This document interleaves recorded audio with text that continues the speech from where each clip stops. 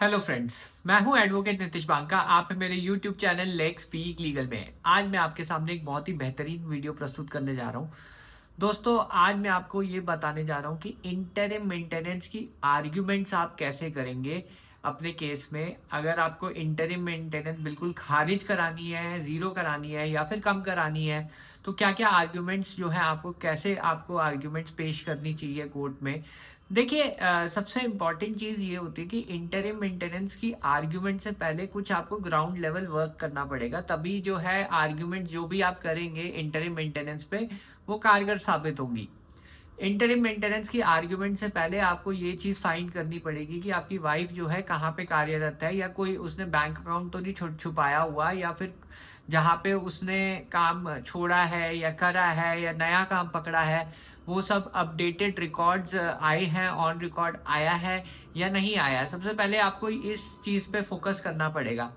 यदि तो अगर वाइफ ने कुछ कंसील किया है कोर्ट के सामने, सबसे पहले आपको वो चीज़ ऑन रिकॉर्ड लानी ज़रूरी है इंटरिम आर्गुमेंट्स से पहले। या कोई बैंक अकाउंट उसने डिस्क्लोज नहीं किया है तो आपको मेंशन करना पड़ेगा ऑनरेबल जज साहब से कि ये बैंक अकाउंट, यहाँ ये एम्प्लॉयमेंट डिटेल्स या ये चीज़ जो है वाइफ ने कंसील की हुई है, तो कृपया जो है ये सब चीज़ें ऑन रिकॉर्ड लाई जाए सबसे पहले तो। इसके अलावा एक और चीज़ हो सकती है कि वाइफ ने लास्ट 3 साल की जो है स्टेटमेंट, बैंक अकाउंट की स्टेटमेंट जो है फाइल नहीं की हुई है। ये भी एक लैकूना होता है जब भी आप इंटरिम मेंटेनेंस की केस जो है आप आर्ग्यू करने जाते हैं। अगर ये सब डॉक्यूमेंट्स नहीं है तो सबसे पहले आपको ये डॉक्यूमेंट्स ऑन रिकॉर्ड लाने बहुत बहुत ज़रूरी है। उसके बाद ही जो है आपकी आर्ग्यूमेंट्स जो है कारगर साबित होंगी। अगर ये डॉक्यूमेंट्स ऑन रिकॉर्ड नहीं आते हैं तो आपके ऊपर बड़ी हाई मेंटेनेंस बन सकती है, क्योंकि कुछ भी नहीं है आपके पास आर्ग्यू करने के लिए ऐसे चीज़ों में।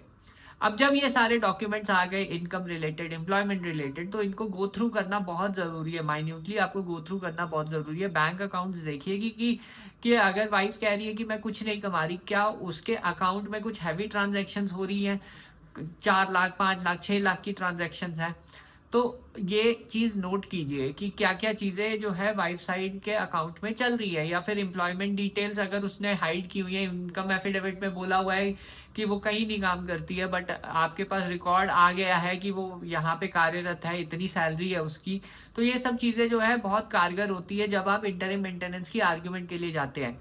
जब ये सब चीज़ें आपके पास होंगी तभी जो है इंटरिम मेंटेनेंस की आर्ग्यूमेंट बिल्कुल सही साबित होंगी। अब जब ये चीज़ें आपके पास आ गई हैं, उसके बाद आप जो है जजमेंट्स का एक पैक लेके जाइए।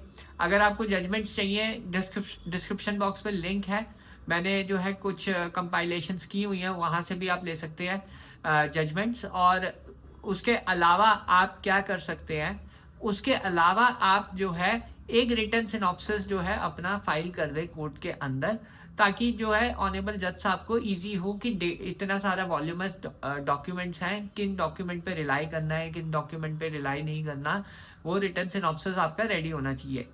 इन सब चीज़ों के बाद आप अपनी आर्ग्यूमेंट शुरू करेंगे। अब आर्ग्यूमेंट में सबसे पहले आप क्वालिफिकेशन पे आर्ग्यू करेंगे कि वाइफ साइड की क्वालिफिकेशन क्या है।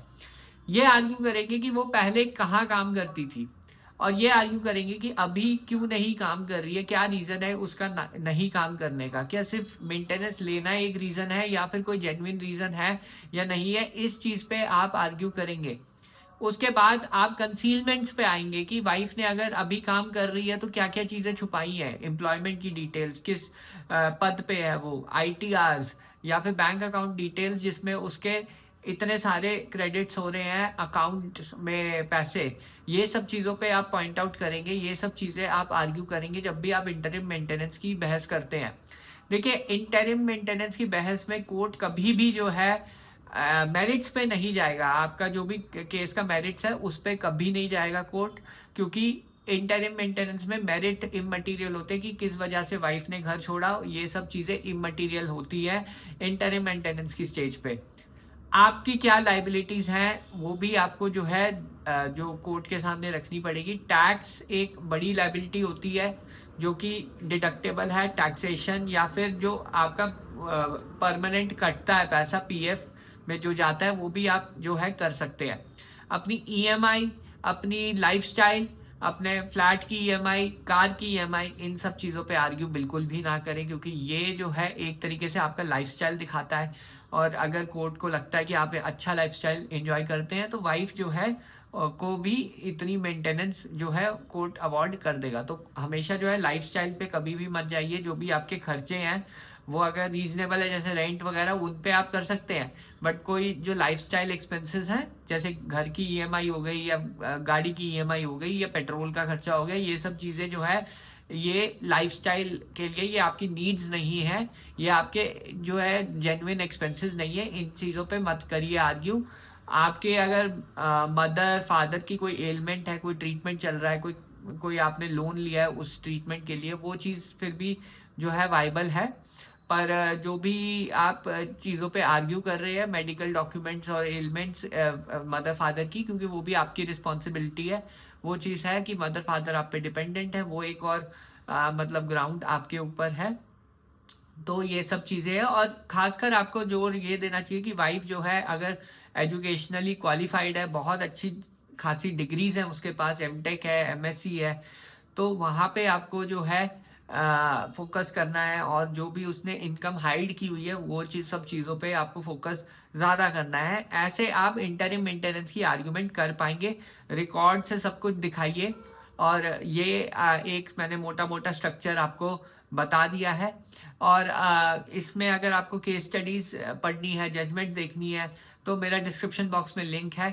आपको सारे लिंक्स जो है इसके मिल जाएंगे, सारी रिसोर्सेज मेरी तरफ से मिल जाएंगी। आप उनको डाउनलोड कीजिए, यूज़ करिए अपने केस में।